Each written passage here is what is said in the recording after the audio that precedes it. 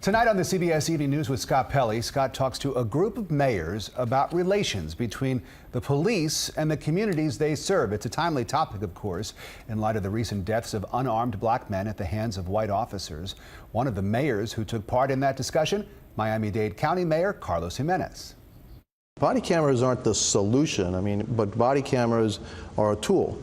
And you know, from my experiences basically on the street, because you know, I may be the mayor, but my trade, I'm a firefighter, right? And so what I saw, every time that we had a problem in Miami-Dade County, it was the accounting of what happened. And so the body cameras will put that to rest. CBS Evening News anchor Scott Pelley joins us live now. Scott, good to talk to you. Great to be with you, Rick. Thank you. What did these mayors tell you overall? Well, one of the things that Mayor Jimenez had to say was that the body cameras are something that he really wants to make pervasive throughout the Miami police force. He thinks that not only will they create a situation in which both the public and the officers are mindful of how they're treating one another, but also it will remove some of the uncertainty around lawsuits that the Miami city has had to pay off recently, in which the facts in these encounters with police officers just weren't very clear.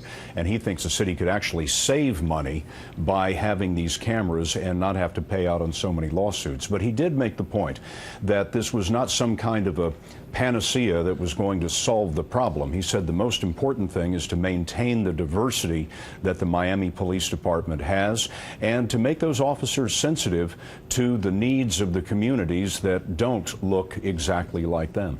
You mentioned the diversity and efforts, I guess, on the part of some of these mayors to try to create a police force that reflects the ethnic diversity, the racial diversity of the communities they work in? That seemed to be a big point all the mayors wanted to make. As you recall, Rick, in Ferguson, the city of Ferguson, Missouri is 70% African American, but the police department is 90% white, and all of the mayors were focused on trying to make their police departments look like the communities that they serve. One of the mayors told us that she likes to send the same officers to the same neighborhoods every day so that they're not strangers on those streets, so that they develop relationships and know the people that they're serving. Before we let you go, Scott, another big story making headlines this week, the release of that Senate review on the CIA's post-9/11 interrogation program. More fallout today, and we're also learning more about who exactly carried out those interrogations. Well, there was something fascinating in that report yesterday, Rick. It said that there were 2 civilian contractors who had come up with these enhanced interrogation techniques that some call torture and ran the program and were paid $81 million to do it. Well, our Nancy Cordes found one of those men today and spoke with him about how the program was developed and what he thought of the Senate report. We'll have that for you tonight as well on the CBS Evening News. We'll be watching, Scott. Thank you very much. Scott Pelley. You can listen to the panel discussion that we were referring to earlier with the mayors on the CBS Evening News with Scott Pelley at 6:30.